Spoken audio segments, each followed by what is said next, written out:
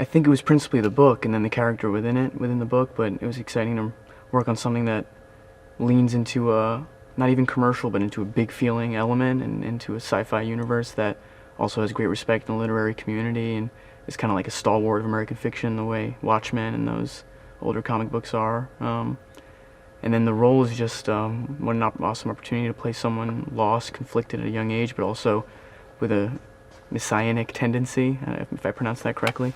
But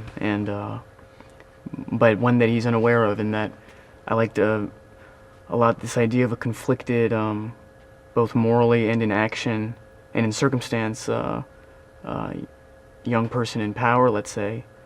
And if Jesus saved by saving people, Paul saves by killing people in some way, at least at the end of the first movie. And I thought that was a kind of a beautiful dichotomy and rare to see as the lead.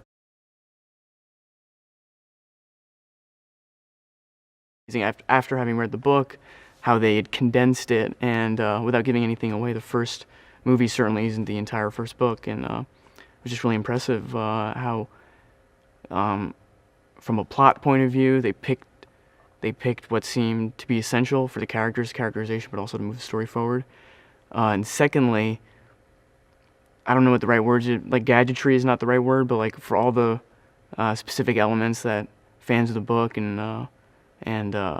enthusiasts are really passionate about, I think Denis was very wise how to integrate those elements, which ones to integrate maybe in the second film, which ones to hit on the nose, which ones to allude to. It was a dream come true working with Oscar Isaac. It's an actor I look up to tremendously. I've seen him in theater in New York growing up and a couple of plays, and saw him Shakespeare in the Park as well.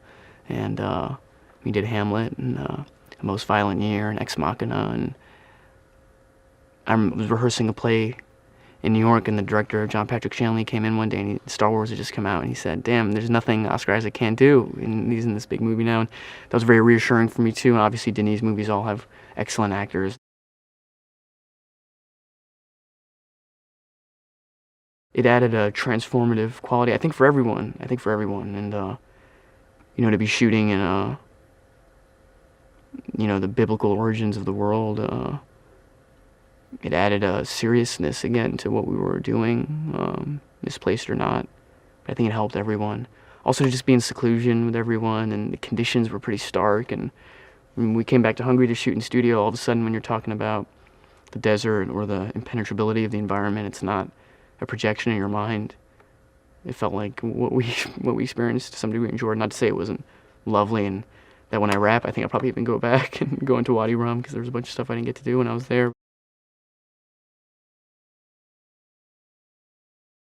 I hope in a good way that it's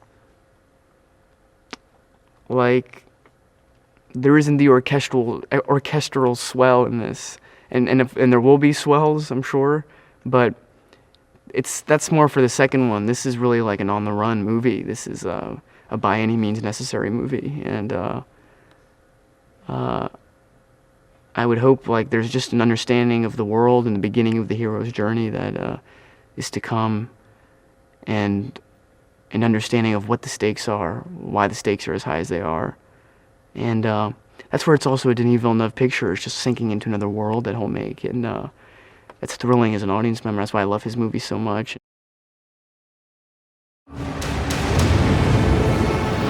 全世界待望、未だかつてないシネマエクスペリエンス。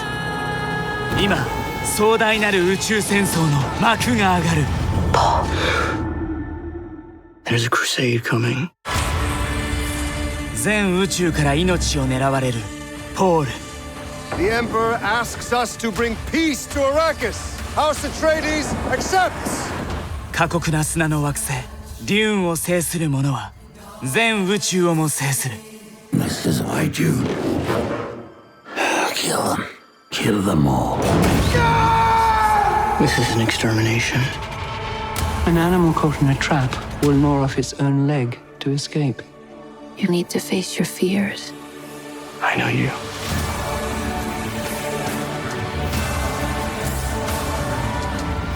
One day, the legend will be born. All of civilization depends on it. The future. I can see it. Let's fight like demons. その惑星を勝ち取り全宇宙の運命を変えろ。 I must not fear. デューン砂の惑星。